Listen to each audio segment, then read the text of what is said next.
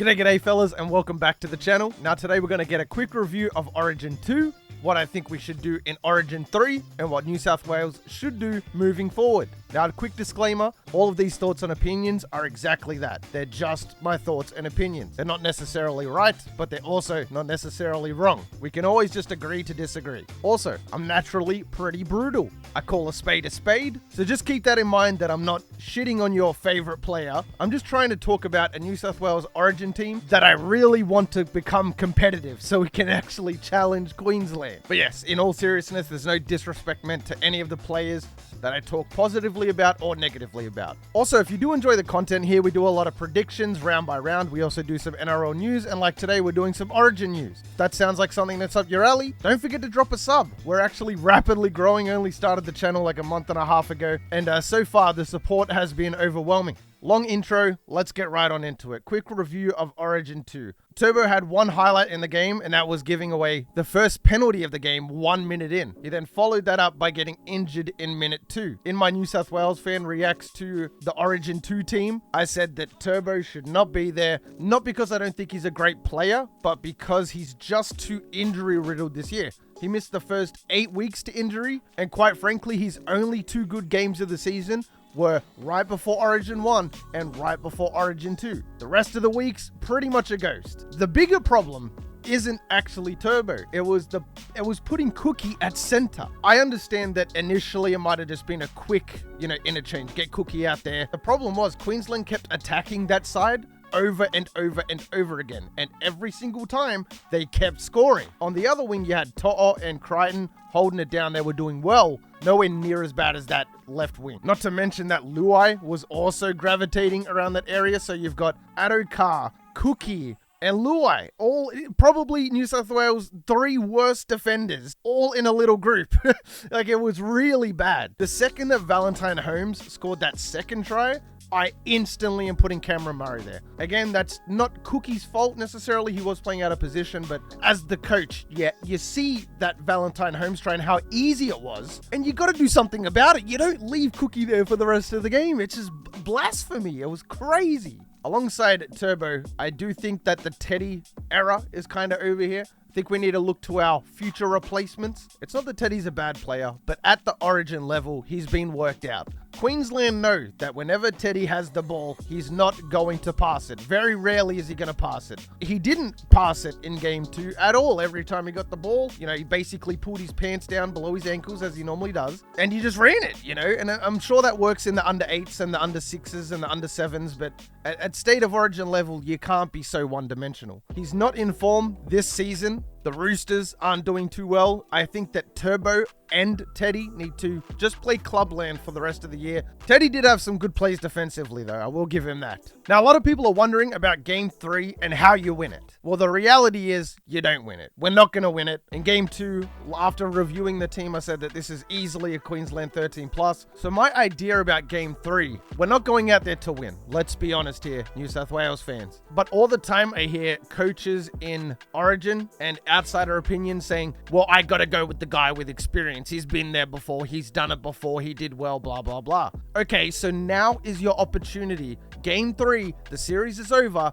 Bring in all the youth, all of it. Get all the players who you were questioning because of lack of experience, get them in now. So next year in 2024, those guys have been there and you don't have any BS excuse to say, oh, well, they haven't played before. In Game 3, you don't choose Teddy. He had 2 chances. He didn't really do anything with it. Bring in somebody to debut at fullback. Same goes for a lot of the other positions. And let's get that experience up. It's a home game. It's not going to be a hostile crowd. It's a very training wheel way into Origin. And it's an opportunity that if I were the coach, I wouldn't miss. First thing up, when you are selecting a new team, New South Wales has a massive issue defensively. That's why at fullback, I think right now, Dylan Edwards is your man. He's extremely consistent on both attack and defense. He'll get you 200 meters a game. He'll take a lot of hit-ups, which also allows the forwards to rest. And best of all, he'll make the tackles that Teddy struggled with. Now, let me break it down for you. At the fullback position, if you're looking at Teddy and Dylan Edwards, I would say that even though Dylan Edwards will get you 200 meters a game, Teddy overall is probably the better player on attack. However, defensively, I would say that Dylan Edwards is way better. You've got a massive liability on, well, quite frankly, on attack and defense, but we can't allow Queensland to score 32 points and expect to win. We only scored 6 points, so what does that say about our attacking fullback? If it is 2024, I'm not against Ryan Pappenhausen coming in and having a crack as well. I'm not against Pap being the fullback if he is healthy and playing well when he does return. So that's just kind of like a question mark pick on the side. But Dylan Edwards is my number one man. I think To'o is fine. He didn't play bad in Origin 2. He was good defensively. He's a workhorse. He's going to take a lot of pressure off the forwards. I get it. He's undersized and all that, but you rarely see this guy make mistakes, if at all. Centers. We need Latrell. If New South Wales has any chance at all of winning Origin, Latrell needs to be there. There's not really much else to add on to that. My other center choice is Campbell Graham. He's a guy that I said should have been there since Origin 1. Of course, so Freddie shafted him in Game 1. I have a theory about Game 1. Campbell Graham pulled out due to injury. The funny thing about that is he played for the Rabbitohs that very weekend. I see it from Campbell Graham's perspective. He's probably been the best choice as a pure center that we had, and he got chose to reserves. You have a bit of confidence in him and you say, hey, we need you defensively. We love what you're doing on attack. Come on in. You're the starting center. I'm sure he would be happy to play. For the other wing, Adokar's not a bad player. He's a massive liability defensively. Now, granted, he had Cookie on his inside and Luai, who are, like I said, just not the best defensively. Of course, it's always great having the Fox out there. You can't teach speed. You can't buy speed. So whilst having Adokar has a massive benefit to it, it's also like a glass cannon effect. It was so difficult to watch Adokar and Cook on that left side. I mean, nightmare fuel, mate. It's literally nightmare fuel. My front runner to replace Adokar is King Gutho. If you really want to go wacky, I don't know why you would do this, but I could see a world where potentially Stags gets picked. Broncos as a team are in great form, and he has obviously a piece to play in that as well, remember. My front runner would have been Suoli'i, but he's switching code. He's going over to rugby, so it doesn't really make much sense to bring him in for Origin if he's just not going to be there for the foreseeable future. He was basically meant to be our version of Reece Walsh. Reece Walsh has been amazing for Queensland. A lot of New South Wales fans are for some reason talking negatively about Reece Walsh because of the whole incident at the end of the game. He essentially got sent off because he dominated New South Wales that bad that some of the players from New South Wales were getting pissed at Reece Walsh. That's not Reece Walsh's fault. What, because he played well, he's the victim here? No. I'm sure a lot of people in his position, being 19 years old, winning your first Origin in front of the hometown fans, mate, I love it. I love it. That's what Origin is all about. We need more of that, if anything. The game has gotten soft. But like I was saying, anyway, back to the point. Suoli'i would have been my first choice of winger. The switch to rugby is obviously the glaring hole, which is why in the end I decided that I'd give Gutho a crack at winger. As for the halves, I'd say get Luai out. The only reason he was meant to be there is because Cleary was there. Cleary's not there, Luai still gets picked.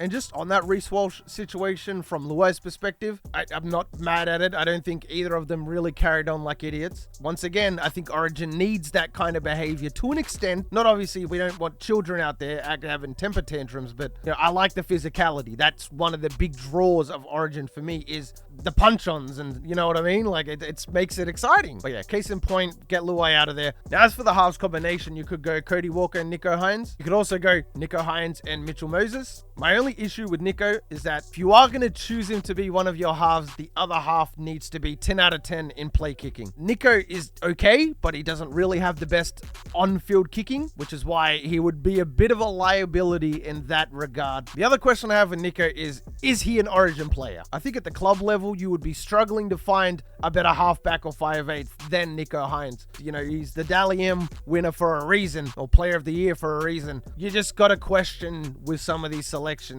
who is an Origin player and who isn't. That would be my only glaring issue there. More people seem to think that he isn't. We don't know that yet. We haven't seen him have a true crack. Whilst I do love Birdo, he does have the high ball. He's a physical runner and he's already got experience. The only thing that I question, or the only issue that comes to mind is he a leader in the halves? When you think of the great leaders at the club level, somebody who facilitates his team, gets everybody where they need to be, and ultimately score points from it, to me personally, Birdo doesn't come to mind. And that's kind of backed up with how the doggies have been playing this year. I'm not saying that's all Birdo's fault, the whole Bulldog situation, but I think after a couple of years, he'll he'll be fine. But as of right at this point, I can't have him as my half. We will be talking about Birdo a little bit later though. So my 4-way tie is Cody Walker, Adam Reynolds, Mitchell Moses, and Nico Hines. Now Cody obviously has the experience with Adam Reynolds because of the Rabbitohs. He also has experience with Nico Hines because of the Indigenous All-Star team. If you didn't know, they were the halves combo. Now, like I was saying, if you choose Nico, then you need a pure play kicker next to him, which is why in the end I decided to go with Adam Reynolds and Mitchell Moses. I think if you choose both of them, they're in great form. They're both fantastic play kickers, and they both can facilitate an offense. Mitchell Moses was fantastic in game 2. He took a lot of really ballsy chances that didn't work out in his favor, unfortunately, but he had that kind of grunt about him. He did also have all the pressure in the world on him because Luai wasn't really helping as his half combo. I feel like if you do put Nico in there, it's going to be the Luai situation all over again. Who says no to Adam Reynolds and Mitchell Moses? Give him a crack, see what happens. Though at some point, I would love to see a full 80 minutes from Nico Hines and Nathan Cleary. Moving on, at hooker, I like Appy and I like Cookie. However, it's time to start looking for their eventual replacement. We're seeing Queensland do that already. Like I said, the whole point of my Game 3 team was to get players experience. This is why, again, I'm going to go with Reece Robson, but off the bench. I felt bad for him in Game 2 because of the turbo injury and moving Cookie to center. Reece Robson basically had to play the full 80. It was a hostile crowd. He didn't really have the pieces around him, and it was just really difficult to watch. I don't think he played bad. I also don't think he played good. And depending on the form of Appy and Cookie next year, maybe he's your full-time replacement. My prop number 10 is obviously going to be Payne Haas. He will be our prop for a very long time to come. As for the number 8 though, you do have Junior Barlow, but you do again need to start looking for his potential replacement. Now I would say RCG, but again it's kind of the same situation. Father Time's not really on RCG's side. So as it stands right now, I really don't have an issue, at least for game 3, with starting Stefano Utoikamanu. This time you give him the starting role. Just see how he does. He didn't play bad in game 2. He definitely had a presence about him. I also didn't know when I made that video that he played on the under-20s New South Wales team. So whilst he hasn't had the full-on Origin experience, he did have the under-20s experience going into it. I think you make a decision here, you get him on the field, you start him, give him a crack, see what he's made of, and then maybe you've just found your prop alongside Payne Haas for the next decade. It's win-win. Second row, I'm going the 26-year-old Liam Martin. He has arguably been our best player all series, especially in game 1. Liam Martin and Mitchell Moses seem to be the only players in game 2 who actually cared about representing New South Wales. It was just the vibe I got from their body language. When calls didn't go their way, Mitchell Moses and Liam Martin visibly were upset, visibly were angry, but I turned that anger into passion. I just view it as passion, which is kind of what this New South Wales team lacks, if you catch my drift, you know what I mean? A lot of these New South Wales players are just kind of there because they're there. You want them to be passionate about it. Take pride in wearing the sky blue. For the other second row, another debutant, I'm going Ola Kawatu. Now, I thought the Ola Kawatu situation might have been a kind of one-hit wonder thing. Remember how he chose Talakai last year? Because he was just really in form and there was a lot of support behind it. In Origin 1, there was a lot of talk about Ola Kawatu being chosen. I wanted him there personally as well. And then he didn't get chosen, and then all the hype just kind of died down. Next thing you know, nobody's talking about Ola Kawatu. It was like he was forgotten about. I think he brings a presence to New South Wales that not a lot of players can offer. He's an enforcer. He's extremely young. The dude's 24 years old, and he's 6'5". Like, this is the whole package right here. I live in New Zealand now, but just for a little bit of background story, I grew up in the, Parramatta to Penrith to Guildford to Marylands. I kind of grew up in all of it. And I know those Guildford boys because I used to verse Guildford. I played for Wenny Leagues for 16, 17 years. And whenever we went up against Guildford, they were crazy. Case in point, I know that Ola Kawatu is going to bring a lot of passion. I do think that Ola Kawatu will bring a lot of pride to that New South Wales jersey. He might be your second row for the next decade, mate. You know what I mean? Next 6 to 8 years at least. For the lock, I'm going Cameron Murray. Enough said. Now, my interchange is very interesting. So already we said Reece Robson. He's coming off the bench. He's our backup hooker. For number 14, I got Keon Kalaumatangi. Again, like Ola Kawatu brings a presence off the bench. Just seems like a really good role player for us, a really good interchange forward. I think he would also bring a lot of passion to that New South Wales jersey. Bit of an enforcer again. I want to see him get a crack. For my number 15, I'm going to go with Birdo. Now, like we said earlier, I don't think that Birdo is the leader in the halves, but if you are in a situation like game 2 again, you've got Birdo to slot in at center. If one of the halves goes down, Birdo can slot in at 5/8 or halfback. If one of the wingers goes down, Birdo could probably slot in at winger or jump into the centers and push the center out to the wing. He just brings too much utility to not pick him in the actual interchange. Not to mention that on top of all of that, if we do decide to go with Nico and only one of our halves options is a really good play kicker, or even if we do have two good play kickers, Birdo can easily slot in, put in the bomb every now and then, and now we've got 3 kickers out there, you know what I mean? Birdo as a player, an overall player, brings way too much to the team. Not enough to start in the halves, but off the bench, way too much. He brings way too much to the table not to have him in there. As for our 16 or 17, our last spot, I'm leaning towards Gerbo, Yo, or RCG. Just basically somebody to come on, make some easy meters. That was one thing that New South Wales really struggled with, and I felt really bad for Barlow and Payne Haas because every single time they took a hit up, they were just looking for an offload. They would turn their back and just be like, is anybody here to back me up? And nobody was there. That's probably why we didn't score. Queensland did it all the time. They were always looking for the offload, and they scored a lot off it. New South Wales didn't utilize that, so I would like to bring somebody in who really is a good offloader. This position could realistically go to a lot of people. I just put down on my cheat sheet here, Gerbo, Yo, or RCG, just basically to do hit-ups, you know, but it really could be anybody at the end of the day. Okay, that was a pretty long video, but I'm glad I got that out. I know the Origin was a couple days ago and all that, but I kind of just wanted to take a couple days to gather my thoughts. Plus, I was pretty pissed off, to be fair, as I'm sure a lot of New South Wales fans were. But yeah, that's going to wrap up our review and potential Game 3 for Origin. As always, jump down in the comments, let me know your team for Game 3 and the foreseeable future. If you did enjoy the content, maybe consider leaving a cheeky like or even a cheeky sub, who knows. But if you made it this far, you are the real MVP. Hope the rest of your day is awesome, and from me personally, I'm out.